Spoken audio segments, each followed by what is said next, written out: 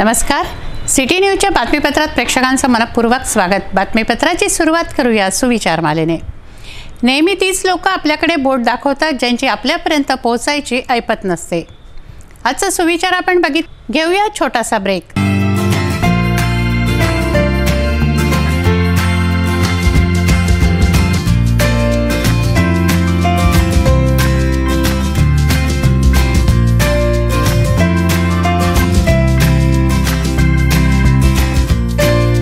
संपूर्ण लग्न बसता आराधना Jawahar road Amravati.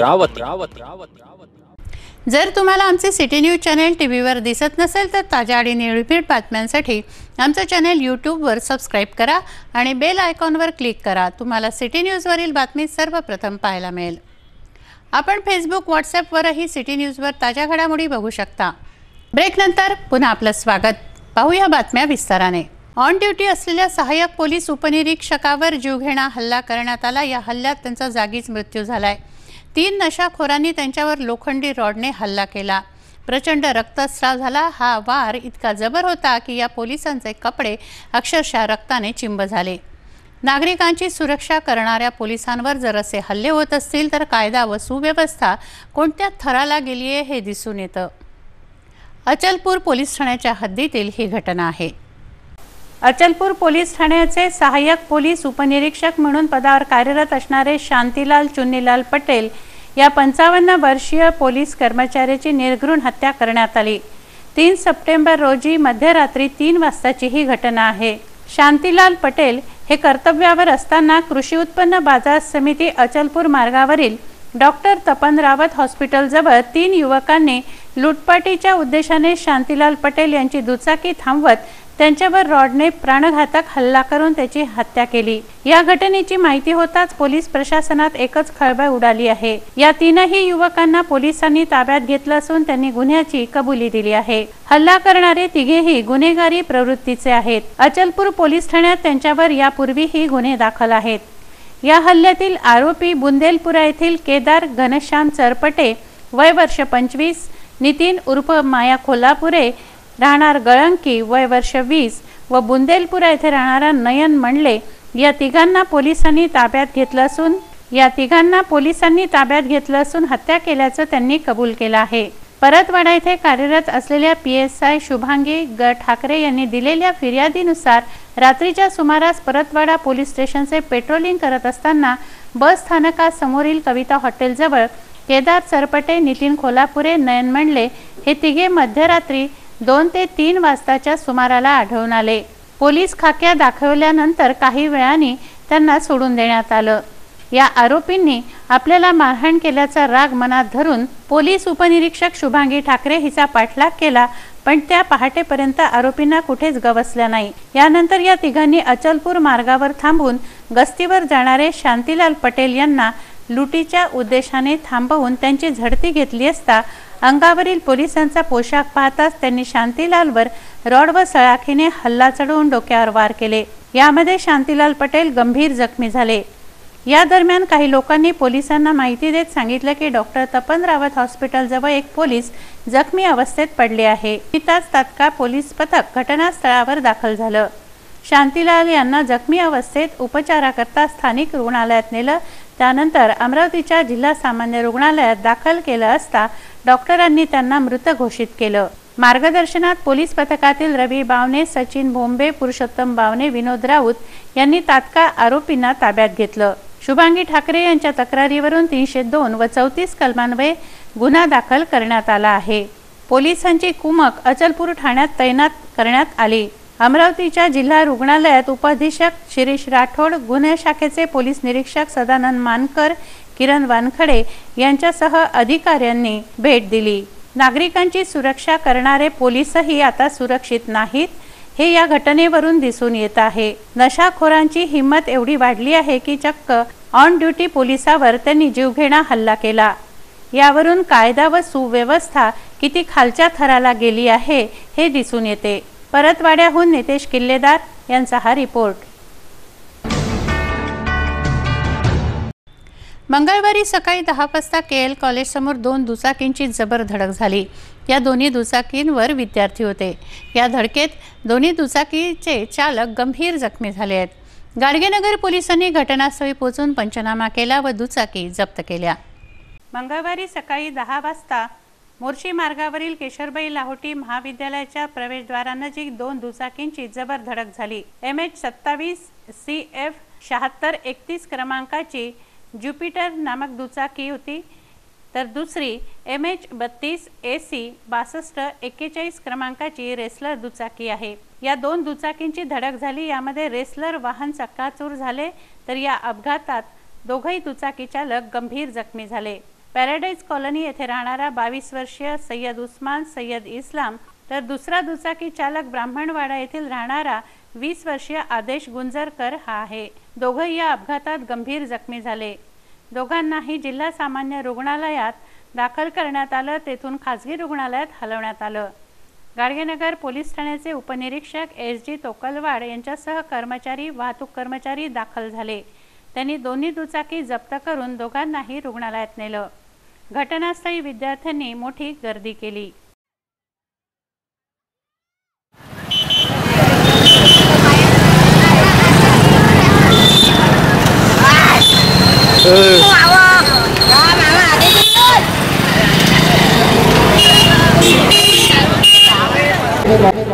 Police station Gadgenagar येथे कंट्रोल CRO यांनी माहिती दिली की केशूबाई लाहोटी कॉलेज अपघात झालेला आहे। म्हणून आम्ही घटनास्थळावर पोहोचलो असता पोस्ट ऑफिसर इथे 2 गाड्या मिळून आल्या, एक मोठी गाडी पल्सर आणि एक ज्युपिटर आहे। त्या 2 गाड्या आमने सामने भिडल्या असताना इथं अपघात झालेला आहे आणि अपघातातील दोघेही जी जखमी आहेत त्यांना दवाखान्यात नेल्याची माहिती समजली आहे। आम्ही आता तिचे स्टेटमेंट घेण्याकरता आम्ही इरून दवाखान्यात जात आहे।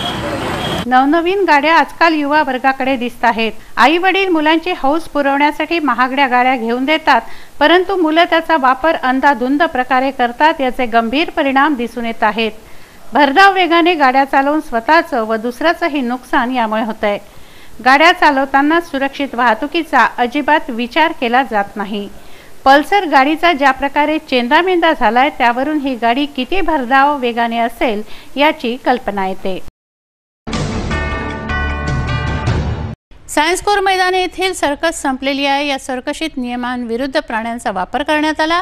या प्राण्यांचे हाल होत असल्याची तक्रार पशुप्रेमींनी दिली होती। त्यानुसार शहर कोतवाली पोलिसांनी सर्कशीचे ट्रक अडवून कारवाई केली आहे। सायन्स कोर मैदानामध्ये अमर सर्कस सुरू होती। या सर्कशीत पशूंचा प्राण्यांचा वापर करण्यात आला। शिवाय हे प्राणी जखमी अवस्थेत आढळले। प्राण्यांचे हाल होत असल्याचं, त्यांना निर्दयतेने वागणूक दिली जात असल्याचं दिसून आल्याने पशुप्रेमी इंद्रप्रस्थ ठाकरे यांनी CPंना याबाबत निवेदन दिलं व माहिती दिली। अमर सर्कशीचे संचालक नीरज गाढवे हे आहेत। CPंनी घटनास्थळ पाहण्याचे आदेश दिले। तोपर्यंत सर्कस बंद करून जनावरं ट्रकमध्ये घेऊन संचालक निघाले। इंद्रप्रस्थ ठाकरे व पशुप्रेमींची टीम सायन्स कोर मैदानात गेली असता प्राणी घेऊन संचालक निघालेले त्यांना दिसले। त्यावरून पशुप्रेमींनी पुन्हा CPंना माहिती दिली व CPंच्या आदेशावरून शहर कोतवाली पोलिसांनी फ्रेझरपुराच्या हद्दीतून ट्रक परतवले व सायन्स कोर मैदानात आणले। पशुचिकित्सकांना बोलवून जखमी प्राण्यांची तपासणी करण्यात आली। चिकित्सकांचा रिपोर्ट जनावरं सुदृढ असल्याचा आला आहे। संचालक गाढवे यांचं घर नागपूरला केंद्रीय मंत्र्यांच्या घराच्या बाजूलाच आहे। केंद्रीय मंत्र्यांचा CPंना फोन आला, कारवाई करू नका, त्यामुळे हे प्रकरण 24 तास लांबलं। पशुप्रेमी ठाकरे यांनी सोमवारीच तक्रार दिली होती, परंतु केंद्रीय मंत्र्यांच्या फोनवरून FIR दाखल झाली नाही। त्यानंतर पोलीस आयुक्तांनी DCP सातव यांच्याकडे तपास सोपवला असता DCP सातव मंगळवारी सायंकाळी शहर कोतवाली ठाण्यात तळ ठोकून बसले। तक्रारीच्या 24 तासानंतर सर्कसच्या संचालकांविरोधात तक्रार दाखल झाली। कलम 11 HR प्राण्यांना निर्दयतेची वागणूक 1960च्या कायद्यानुसार ही तक्रार दाखल करण्यात आली आहे। फिर्यादी ठाकरे यांना ही तक्रार दाखवली असता त्यामध्ये जखमी उंटाचा उल्लेख नव्हता। हा उंट तक्रारीतूनच नव्हे तर प्रत्यक्षातही गायब करण्यात आल्याचं दिसून आलंय। काही पशुप्रेमींनी सर्कसच्या संचालकांवर कारवाई करण्याच्या मागणीसाठी जिल्हा कचेरीवर देखील तळ ठोकला। सर्कसीचे संचालक गाढवे यांचं म्हणणं असं आहे की सर्कशीतील जनावरांचं मेडिकल नागपूरच्या प्रसिद्ध पशुवैद्यांकडून केलं जातं। प्राण्यांची काळजी आम्हालाही आहे असं त्यांचं म्हणणं आहे। अमरावतीच्या डॉक्टरांनीही या प्राण्यांची तपासणी केली असता तो रिपोर्ट नील आला आहे। सायन्स कोर मैदानामध्ये ही सर्कस लागली होती। जिल्हा परिषदेने भाडेतत्वावर जागा दिली होती। या जागेचं 5.5 लाखांचं थकीत बिल संचालक गाढवे यांच्यावर आहे। हे बिल न चुकवताच गाढवे निघाले होते तेव्हा सायन्स कोर शाळेच्या मुख्याध्यापकांनी तक्रार केली होती। त्यानुसार 420 कलमान्वयेही गुन्हा दाखल आहे। सर्कशीच्या संचालकांनी सामान नेऊ नये म्हणून जिल्हा परिषदेने सिक्युरिटी गार्ड देखील येथे तैनात केले। जिल्हा परिषदेच्या CEO यांच्या दबावाने त्यावेळी गुन्हा दाखल झाला। पोलीस गुन्हा दाखल करण्यास तयार नव्हते। संचालकांनी जिल्हा परिषदेला 3 चेक दिले, ते बाउन्स झाले तेव्हा CEOंनी हा गुन्हा दाखल करायला लावला। सर्कशीमध्ये पूर्वापार प्राण्यांचा वापर होत असे। सर्कशीत खेळ करून त्यांच्या जीवावर सर्कस चालवत या दरम्यान चाबूक मारून त्यांच्याकडून काम करून घेतलं जात असे। प्राण्यांवर होणाऱ्या अत्याचारांविरोधात केंद्रीय मंत्री मेनका गांधी यांनी प्रयत्न केले व कायदा अस्तित्वात आला। त्या कायद्यानुसार अमर सर्कसमधून या प्राण्यांची सुटका होणार का? नमस्कार साहेब, माझं नाव इंद्रप्रताप ठाकरे। मी एक वन्यजीवप्रेमी आहे। प्राण्यांसाठी आणि निसर्गासाठी काम करतो। आपल्या इथे अमरावतीला ST महामंडळासमोर ST बस स्टेशनसमोर सायन्स कोर मैदान आहे। त्या सायन्स कोर मैदानावर आपल्याला माहिती आहे गेल्या 1-1.5 महिन्यापासून एक सर्कस आलेली आहे। तर ती सर्कस सध्या बंद अवस्थेत आहे। सर्कस डबघाईला आलेली आहे। चालत नसल्यामुळे इथे वेगवेगळे प्रॉब्लेम्स क्रिएट झालेले आहेत। लोकांचे पगार नाही आहेत, ठीक आहे। त्याच्यानंतर ज्यांच्याकडून भाड्याने वस्तू आणलेले त्यांचे भाड्याचे द्यायचे त्यांच्याकडे आज काहीच पैसे नाही आहेत। त्या जमिनीचं भाडं द्यायला त्यांच्याकडे पैसे नसल्यामुळे त्यांच्यावर ऑलरेडी एक केस दाखल झालेली आहे। फसवणुकीचा गुन्हा दाखल झालेला आहे। तर त्यासोबतच त्यांच्यासोबत काही प्राणीसुद्धा आहेत। काल आम्हाला संध्याकाळी असं कळलं की त्या प्राण्यांना जखमा फार मोठ्या प्रमाणात झालेल्या आहेत। त्यांच्याकडे असलेले प्राणी पक्षी हे बऱ्याच दिवसापासून उपासमारीने इथे निश्चित पडलेले आहेत, वीक झालेले आहेत, कमकुवत झालेले आहेत आणि अस्वच्छता भरपूर आहे। त्या प्राण्यांकडे लक्ष द्यायला कोणी नाही आहे आणि हीच कारणं घेऊन त्या प्राण्यांचे फोटो घेऊन आम्ही काल संध्याकाळी 8 नंतर सिटी कोतवाली पोलीस इथे आपलं पोलीस स्टेशन इथे अमरावती इथे आलो। काल इथे आल्यानंतर आम्ही इकडे लेखी अर्ज सादर केला। तर लेखी अर्ज सादर केल्यानंतर यांच्यासोबत झालेल्या चर्चेनंतर रात्री 1 ते 1:30 दरम्यान पोलीस विभागाला आमचं म्हणणं पटलं। आम्ही 9 वाजतापासून सुरुवात केली, 3 ते 4 तास त्यांना पाठवून द्यायला लागले, ठीक आहे। त्यानंतर 1.5 ते 2.5 हा 1 तास त्यांनी आमच्यासोबत त्या क्षेत्राचा दौरा केला। त्या क्षेत्राचा पंचनामा केला। स्पॉट पंचनाम्यामध्ये 7 घोडे, 8 कुत्रे, डाल्मेशियन कुत्रे, 5 बोलणारे विदेशी जातीचे पोपट आणि 3 उंट, 3 जखमी उंट आणि हे सगळे उपाशी प्राणी भेटले। त्याच्यासोबतच तिथे असणारी माणसंही भेटली, ज्या माणसांनी जबानी दिलेली आहे त्या जबानीमध्ये त्यांनी नमूद केलेलं आहे आमच्यासमोर स्पॉट पंचनाम्यातही साहेबांनी त्या गोष्टींची नोंद केलेली आहे की त्यांचा मालक त्यांनाच पैसे देत नसल्यामुळे तिथे लोकांनाच खायचा प्रॉब्लेम आहे। तर जनावरांना द्यायला त्यांच्यापाशी काहीही नाही। जनावरं कित्येक दिवसापासून उपाशी। आपण जर त्या स्पॉटवर गेलो तर तिथे इलेक्ट्रिसिटी नाही आहे, पाणी नाही आहे आणि अस्वच्छता भरपूर आहे। अशा परिस्थितीमध्ये ते प्राणी जखमी आणि उपाशी जर तसे राहिले तर त्यांचा जीव धोक्यात येऊ शकतो। या विचारानेच आम्ही अमरावतीतले सगळे वन्यजीवप्रेमी एकत्र झालो आणि पोलीस विभागाकडे मदतीसाठी आलो। काल रात्री त्यांनी आम्हाला सांगितलं की हो आम्ही तुम्हाला मदत करतो आहे आणि काल त्यांनी आम्हाला जी मदत केली, स्पॉट पंचनामे केला, ते पाहून आम्हाला खात्री पडली की आमचे प्रयत्न आणि पोलिसांचं सहकार्य एका पॉझिटिव्ह डायरेक्शनने चाललेलं आहे। पण माफ करा साहेब, सकाळ जशी उघडली, ठीक आहे, सकाळ उघडल्यानंतर मी स्वतः तिथे सायन्स कोरला गेलो। सकाळी 9 वाजतापासून मी तिथे पाहतो आहे। आपल्याच विभागाचे काही कर्मचारी तिथे गेले, त्यांचं बरोबर आहे, त्या भागाची माहिती काढायला ते गेले। मी त्यांना विचारल्यानंतर त्यांच्याकडून कळलं की आज सामान्य जात आहे, प्राणीही जात आहे। वास्तविक पाहता का आम्हाला असं कळलं होतं की साहेबांनी काल आलेल्या साहेबांनी सांगितलं होतं की त्यांना सेक्शन 149ची नोटीस देण्यात येत आहे, त्यानुसार ते कुठलं सामानही हलवू शकत नाहीत आणि प्राणी हलवू शकत नाहीत, ठीक आहे. आणि आज असं कळलं की ते प्राणी हलवत आहेत आणि प्राणी हलवत आहेत म्हटल्यावर आम्ही सकाळपासून पुन्हा इकडे आलो. सकाळपासून पुन्हा इथं आल्यावर उपस्थित कर्मचारी अधिकारी जे होते त्यांनी सांगितलं याच्यावर FIR दाखल होऊ शकत नाही. माफ करा साहेब, आपल्या कायद्याने आपल्याला अधिकार दिलेला आहे की आपण दाद मागू शकतो आणि FIR दाखल न होण्याचं कुठलंच कारण नाही, ठीक आहे. आम्ही वारंवार विनवणी करूनसुद्धा साहेबांनी आम्हाला सहकार्य न केल्यामुळे आम्हाला ACP आपले पोलीस उपनिरीक्षक शशिकांत सातव साहेबांकडे जावं लागलं आणि त्यांच्याकडून आम्हाला CP भाविस्कर साहेबांकडे जावं लागलं. भाविस्कर साहेबांकडे गेल्यावर भाविस्कर साहेबांनी आमच्या समक्ष इथल्या ठाणेदारांना फोन करून FIR दाखल करून घेण्यासाठी सांगितलं.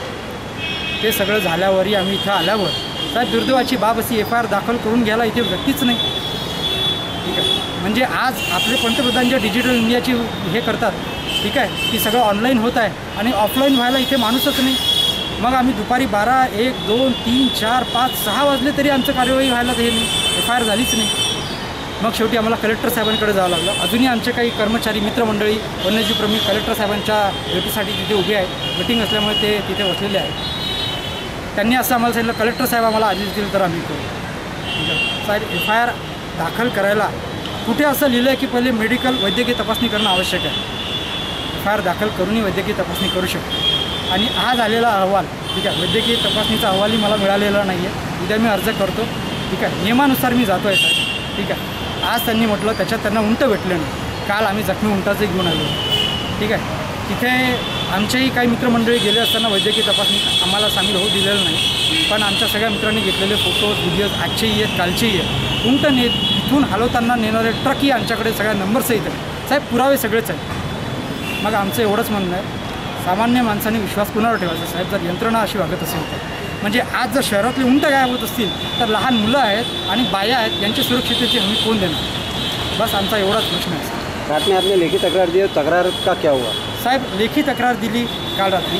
लेखी तक्रार दिल्यावर आमच्याकडे त्याची झेरॉक्स प्रत आहे. त्यांनी रिसिव्ड केल्यानंतर ती OC आहे आमच्याकडे, ठीक आहे. त्याच्यावर वेळ आहे, ती कॉपी आपल्याला पुन्हा आम्ही दाखवू शकतो. ती दिल्यानंतरही अजूनही संध्याकाळची आता 6:30-7 होत आहे, ठीक आहे. तर या वेळेला सुद्धा अजूनसुद्धा FIR आता आलेला आहे आणि तो FIR आमच्यावर लादण्याचा प्रयत्न होत आहे. म्हणून तो FIR आम्ही अजून स्वीकारलेला नाही, कारण त्यात उंटाचा उल्लेखच नाही साहेब. आणि त्यांच्याचकडे जुने परवाचे 1 तारखेपर्यंतचे, ठीक आहे, असे रिपोर्ट आहेत याच्यात उंटाचा उल्लेख आहे. आज आमच्याकडे जे फोटो आहेत सकाळचे त्याच्यात उंट आहे. कालचे आमचे सगळ्यांसमक्ष गेलेले व्हिडिओ आणि फोटो त्याच्यात उंट आहे साहेब. मग हा जो हेराफेरीचा प्रकार आहे हा स्पष्ट झाला. त्यामुळे तो FIR अजून आम्ही घेतलेला नाही. आता आम्ही अजून आपले सरकार या आपल्या गृहमंत्रालयाच्या वेबसाईटवर जाऊन आम्ही पुढचे आमचे प्रयत्न चालूच ठेवणार. जोपर्यंत पुलिस का ऐसा कहना है आप जिस समिति के अधीन काम कर रहे हो समिति ब्लॅकलिस्टेड आहे साहेब. अशा बरं ठीक आहे साहेब, ती समिती ब्लॅकलिस्टेड आहे तर त्यांनी आम्हाला लेखी द्यावं, ठीक आहे. आम्ही आमचं काम बंद करतो. सुप्रीम कोर्टाने खारिज केलं म्हणून असं माहीत पडलं साहेब आम्हाला लेखी त्यांनी द्यावं आणि मग आम्हाला त्यांनी तसं सांगावं. मी आपण जे तक्रार दिली आहे ज्यांच्या म्हणजे सरकारच्या संचालकाच्या विरुद्ध, हो, त्यांनी ते डॉक्युमेंट साहेब, सबमिट केलेलं आहे जवळ की हो, त्याच्यामध्ये सुप्रीम कोर्टाने खारिज केलेलं आहे.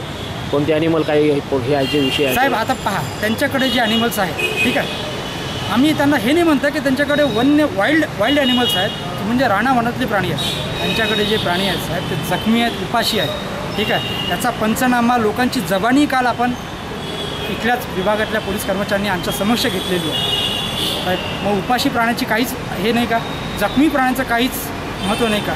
ॲनिमल क्रुएल्टी प्रिव्हेन्शन ॲक्ट नावाचाही कायदा आहे, त्याच्या अनुषंगाने आम्ही आलो. आम्ही वाईल्ड लाईफ प्रोटेक्शन ॲक्ट वापरलाच नाही त्याची डिमांड केलेली आहे. असं माहीत पडलं की केंद्रीय मंत्रींनी फोन वगैरे केला पोलीस आयुक्तांना. काय पीपल्स फॉर ॲनिमल्स ही एक संस्था आहे जी आपल्या भारतात काम करते आणि केंद्रीय महिला आणि बाल कल्याण विकास मंत्री श्री मेनकाजी गांधीजी या बाबतीत नेहमीच सहकार्याची भूमिका निभवतात, हे सगळ्या देशाला माहिती. त्यांनी यासाठी आज माहिती घेतलेली आहे. त्यांनी आम्हाला सहकार्य दाखवलेलं आहे. त्यांच्या संस्थेचे श्री आशिष गोस्वामी वर्ध्याहून आलेले आहेत आणि कायदेशीर प्रक्रिया आमची. ठीक. शेतकऱ्यांची तूर व हरभरा नाफेडने खरेदी केला. खरेदी केलेल्या मालाचे पैसे न मिळाल्याने दर्यापूर तालुका शिवसेनेच्या वतीनं दर्यापूर तहसीलदारांच्या कक्षासमोर ठिय्या आंदोलन करण्यात आलं. दर्यापूरच्या उपजिल्हाधिकाऱ्यांनी 25 सप्टेंबरपर्यंत पैसे देण्याचं लेखी आश्वासन दिल्याने आंदोलन मागे घेण्यात आलं आहे. दर्यापूर कृषी उत्पन्न बाजार समिती अंतर्गत खरेदी विक्री संघ दर्यापूर यांच्या मार्फत शासकीय तूर व हरभरा नाफेडने खरेदी केला. या शेतकऱ्यांना शासनाने 4,890 या भावाने तूर खरेदी करून घेतली. 78,021 क्विंटल तूर खरेदी करण्यात आली. याची शासकीय नियमाप्रमाणे ठरवलेली रक्कम 42,55,26,244 रुपये होती. या शेतकऱ्यांना अद्याप तुरीचे पैसे मिळाले नाही. काही शेतकऱ्यांना मिळाले तर काही शेतकरी अद्यापही या मोबदल्यापासून वंचित आहेत. आमच्या मागण्या अशा होत्या की 2018मध्ये मार्च आणि एप्रिल महिन्याचे शेतकरी बांधवांनी नाफेड अंतर्गत नाफेडमध्ये माल विकला होता, तूर आणि हरभरा. त्या तूर आणि हरभऱ्याचे पैसे मागण्याकरिता शेतकरी बांधव खरेदी विक्री तहसीलमध्ये जिल्हाधिकारी कार्यालयामध्ये टोटल जेवढे शासनाचे ज्या नाफेडच्या संबंधित ऑफिस आहेत त्यांच्याकडे पूर्ण शेतकरी फिरून आले. कुठलंही ऑफिस शेतकरी बांधवांना तुमचे पैसे कधी मिळणार, तुमच्या तुरीच्या हरभऱ्याच्या बाबतीत कुठली जे समस्या होती हे सांगायला तयार नव्हते. आम्ही शिवसेनेच्या वतीनं सर्व कार्यालयाला पत्र दिल्यावर आम्हाला पण काहीच फायदा नाही.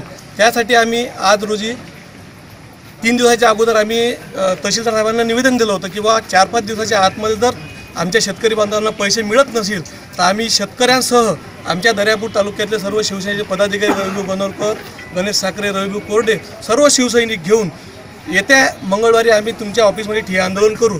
त्याकरिता आज आम्ही तहसीलदार साहेबांना आणि एसडीओ मॅडमच्या कार्यालयामध्ये ठिय्या आंदोलन केले. त्या ठिय्या आंदोलनामध्ये त्यांनी आम्हाला सांगितलं 25 तारखेपर्यंत सर्व शेतकरी बांधवांचे पैसे मिळणार आहेत. आपलं नाव? मी गोपाल अरबट, शिवसेना तालुका प्रमुख दर्यापूर. 2,233 शेतकऱ्यांचा हरभराही खरेदी करण्यात आला, ज्याची एकूण किंमत 17,51,15,600 रुपये एवढी आहे.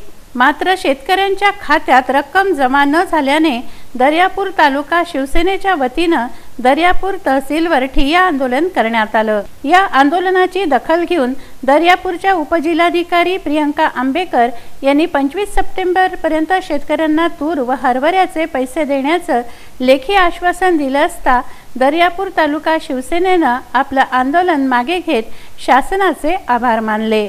दर्यापूरहून अमोल कंटाळे यांचा हा रिपोर्ट. वलगाव येथील बसस्थानक परिसरात रस्ता उखडला असून खड्डे पडले आहेत. पावसाचं पाणी साचून डबके झाले आहेत. मोठ्या संख्येने विद्यार्थ्यांची ये-जा बसस्थानकातून सुरू असते. या डबक्यांमधून चालावं कसं हा प्रश्न विद्यार्थी व प्रवाशांपुढे असतो. वलगाव येथील बसस्थानक परिसरात खड्डे झाले आहे. या खड्ड्यांमध्ये पावसाचं पाणी साचून ते डबके तयार झाले आहेत. आधीच सर्वत्र आजारांचा प्रादुर्भाव झाला आहे. अशात प्रवाशांच्या व विद्यार्थ्यांच्या जीवाला धोका आहे. मोठ्या संख्येने विद्यार्थी येथून ये-जा करतात. येथे डबके साचल्यामुळे गाडीमध्ये बसताना देखील प्रवाशांची गैरसोय होते.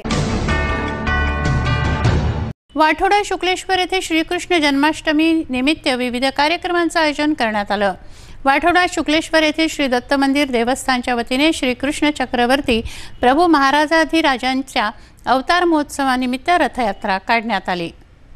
वाठोडा शुक्लेश्वर येथे श्रीकृष्ण जन्माष्टमी साजरी करण्यात आली. भातकुली तालुक्यातील वाठोडा शुक्लेश्वर येथे श्री दत्त मंदिर देवस्थानच्या वतीने श्रीकृष्ण चक्रवर्ती प्रभू महाराजाधिराजांचा अवतार महोत्सव निमित्ताने शुभ जन्माष्टमी सोहळा साजरा झाला. यावेळी देवपूजा, प्रसाद वाटप करून विविध कार्यक्रमांचे आयोजन करण्यात आलं.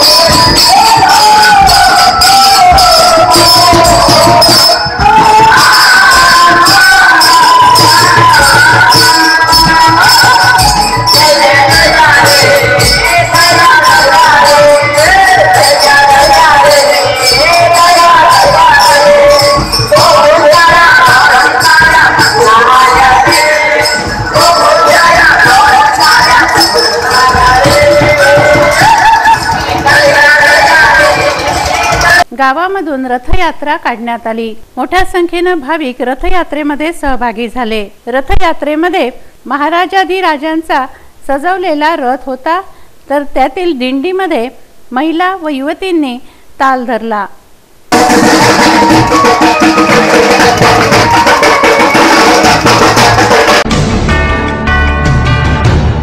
नगर वाचनालयाला शासनाकडून अनुदान मिळतं। युवा वर्गाला रोजगार मिळावा यासाठी संत गाडगेबाबा अमरावती विद्यापीठाच्या वतीने नगर वाचनालयात ग्रंथालय व माहिती विज्ञान महाविद्यालय चालवलं जात होतं, ते सध्या बंद आहे। या संदर्भात सिटी न्यूज प्रतिनिधींनी विद्यापीठामध्ये चौकशी केली असता आमच्या रेकॉर्डनुसार महाविद्यालय सुरू असल्याचं त्यांनी सांगितलं आहे। नगर वाचनालयामध्ये अनियमितता दिसून आल्या आहेत। नगर वाचनालयात ज्या ठिकाणी तळघरामध्ये कॉम्प्युटर्स होते, जेथे ग्रंथालय व माहिती विज्ञान महाविद्यालय भरवलं जात असे, ते सध्या बंद आहे। या संदर्भात सिटी न्यूज प्रतिनिधींनी संत गाडगेबाबा अमरावती विद्यापीठाशी संपर्क साधला, कारण हे महाविद्यालय संत गाडगेबाबा अमरावती विद्यापीठांतर्गत आहे, संलग्नित आहे। येथील अधिकारी डॉक्टर सुलभा पाटील यांच्याशी सिटी न्यूज प्रतिनिधींनी संपर्क साधला असता ऑन रेकॉर्ड ग्रंथालय व माहिती विज्ञान महाविद्यालय चालू आहे असं त्यांनी सांगितलं आहे। प्रत्यक्षात मात्र नगर वाचनालयामध्ये हे महाविद्यालय सुरू नाहीये, बंद आहे। याशिवाय तिथे तळ देखील वाचलेला आहे।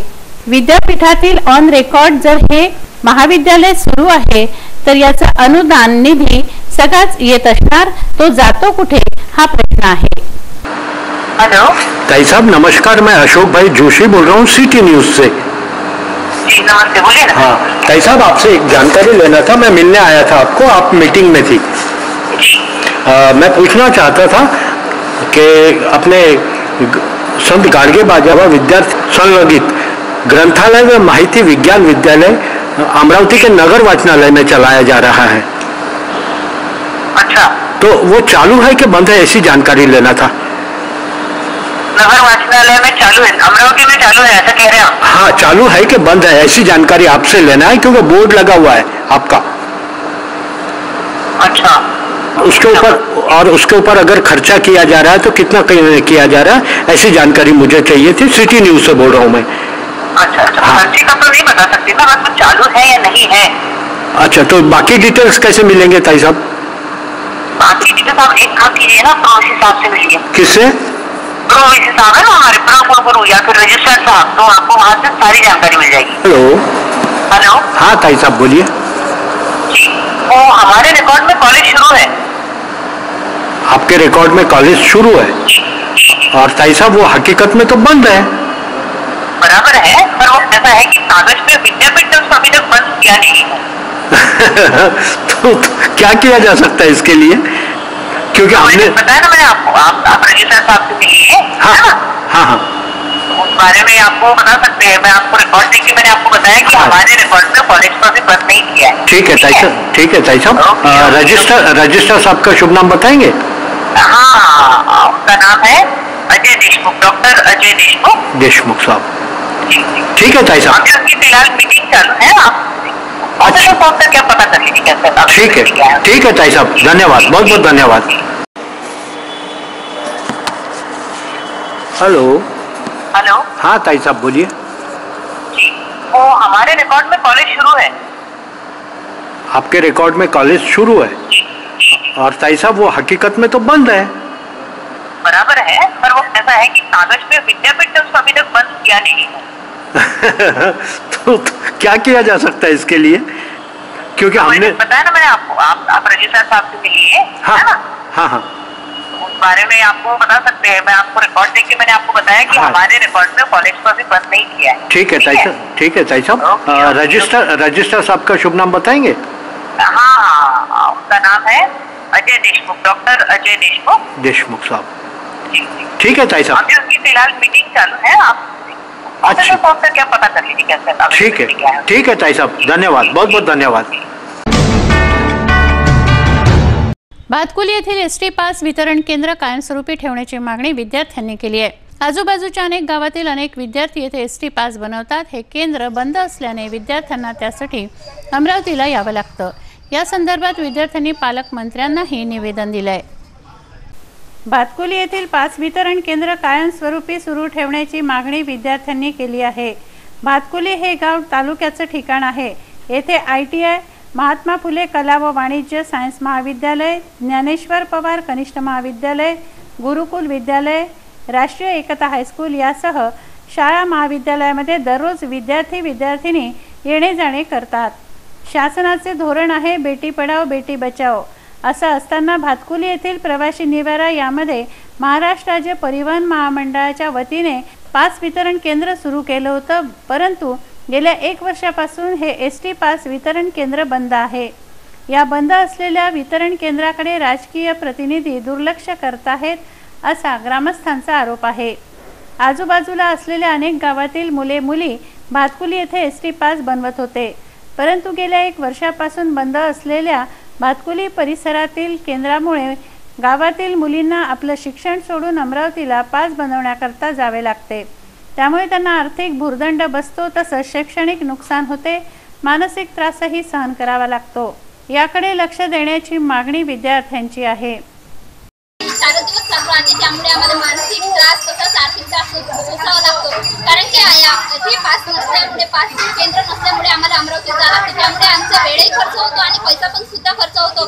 त्यामुळे आम्हाला आर्थिक आणि मानसिक त्रास सोसून करावा लागतो। हे पास केंद्र कमीत कमी 15 दिवस किंवा 1 महिना राहिला 2 असले पाहिजेत, कारण की एक कर्मचाऱ्याच्या कारण एवढ्या विद्यार्थ्यांची पास काढणे हे शक्य होत नाही, कारण की हे पास केंद्र 4 दिवस राहतो आणि त्यामुळे हे पास केंद्र वाढवावं, पास केंद्राची मुदत वाढवावी आणि 15 दिवस किंवा 1 महिना करावी अशी मी विनंती शासनास करते, कारण की आम्हाला जो त्रास सहन करावा लागतो त्यामुळे आमचे नुकसान होते। आणि बसेसची प्रॉब्लेम म्हटली म्हणजे बस येत नाही, खूप वेळ आम्हाला अतिच राहावं लागतो, 2-3 तास अतिच वेळ घालावा लागतो। यामुळे आमचे मानसिक नुकसान होते, तसेच आमच्या अभ्यासातही नुकसान होते। म्हणून मी शासनाला अशी विनंती करते की येथील जे पास डेपो आहे हे कम से कम 15 ते 1 महिना चालू राहावे, कारण की हे चालू राहिले तर विद्यार्थ्यांना सपोर्ट होणार आणि विद्यार्थ्याचे जे नुकसान होते ते होणार नाही। त्यामुळे आमच्या अभ्यासात व आमच्या पैशाची आर्थिक स्थिती चांगली राहणार आणि आम्हाला कोणतेच नुकसान सोसावे लागणार नाही। मी आर्टला आहे, 12वी आर्टला आहे। मी 10 वाजता पर्यटन आहे। 1 महिन्यापासून सहज वाट बघितला पास काढण्याची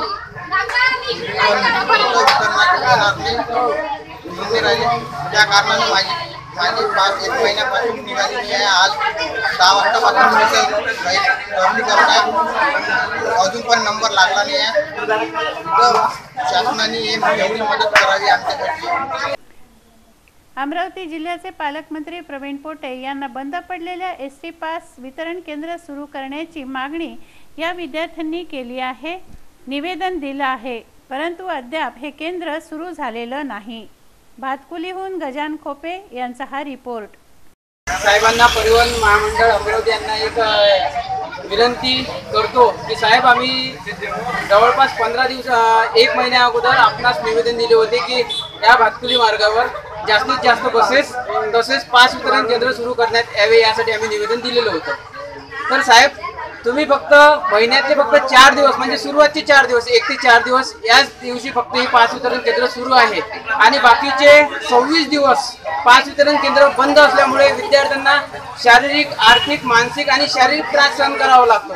तसेच विद्यार्थ्यांना अमरावतीला सुद्धा जाऊन ती पास काढावी लागते। त्यामुळे विद्यार्थ्यांचं शैक्षणिक नुकसान तसंच विद्यार्थ्यांचा वेळ वाया जातो। म्हणून प्रशासनाला, म्हणून नागरी परिवहन मंडळ असो किंवा परिवहन राज्यमंत्री असो यांना मी विनंती करतो की या विद्यार्थ्यांची जी गंभीर समस्या आहे ती गंभीर समस्या लवकरात लवकर सोडवण्यात यावी आणि ही जी पास वितरण केंद्र सुविधा आहे ही महिन्यातून जवळपास 20 दिवस तरी सुरू राहावी एवढी माझी प्रशासनाला विनंती आहे। आणि या मार्गावर बसेसची फेऱ्या सर्वात जास्त वाढवण्यात याव्या, जेणेकरून विद्यार्थ्यांना 2-2, 3-3 तास इथे ताटकळत उभं राहावं लागतं, जेणेकरून त्यांचा टाइम बर्बाद होतो आणि तसंच त्यांचे शैक्षणिक नुकसान सुद्धा होते। म्हणून माझी आपणास नम्र विनंती आहे, अन्यथा जर आपण यावर ॲक्शन जर लवकरात लवकर जर घेतली नाही तर संपूर्ण विद्यार्थी या भातकुलीच्या परिसरातील कदाचित रस्त्यावर आम्ही उतरू किंवा आपल्या कार्यालयाच्या समोर आम्ही उपोषणाला बसू एवढी आपणास नम्र विनंती आहे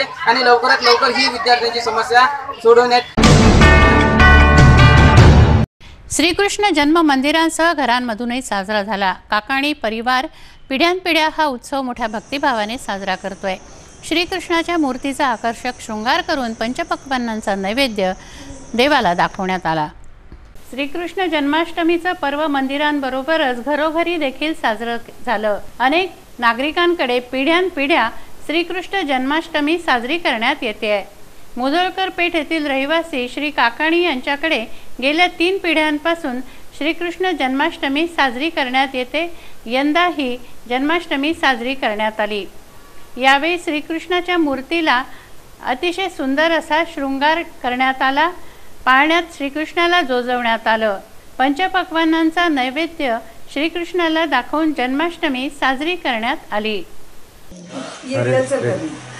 जय श्री कृष्णा. मैं प्रतिभा काकाणी. सुंदरलाल जी काकाणी हमारे बड़े दादाजी और उनकी हम लोग तीसरी पीढ़ी है और तभी से हम लोग ये जन्माष्टमी का उत्सव हमेशा बहुत धूमधाम से मनाते आते और हमेशा ये जैसे जन्माष्टमी आती है तो हम लोगों के घर में एक उत्सव सा आ जाता है कि अब हमको क्या करना है, क्या डेकोरेशन करना है, क्या प्रसाद करना है, क्या आगे की तैयारी हम लोग शुरू कर देते हैं और पूरा परिवार पूरे जोर शोर से इस उत्सव में शामिल होता है. जर तुम्हाला आमचे सिटी न्यूज चॅनल टीव्हीवर दिसत नसेल तर ताज्या आणि निर्भीड बातम्यांसाठी आमचं चॅनल यूट्यूबवर सबस्क्राईब करा आणि बेल आयकॉनवर क्लिक करा. तुम्हाला सिटी न्यूजवरील बातमी सर्वप्रथम पाहायला मिळेल. आपण फेसबुक व्हॉट्सॲपवरही सिटी न्यूजवर ताज्या घडामोडी बघू शकता. वेळ झाली आहे आपली रजा घेण्याची. आपणास काही माहिती द्यायची वा काही सुचवायचे असेल तर आमच्याशी थेट संपर्क करा. आमचा पत्ता सिटी न्यूज कार्यालय, मातोश्री आर्केड, सहकार भवन समोर, मोर्शी रोड, अमरावती. आमचा फोन नंबर आहे 9403 620111 आणि वेबसाईट आहे www.citynews.net.in. अचूक सडेतोड आणि निर्भीड बातम्यांसाठी बघत रहा अमरावतीचं नंबर 1 चॅनेल फक्त सिटी न्यूज. बातमी आमची, विश्वास तुमचा.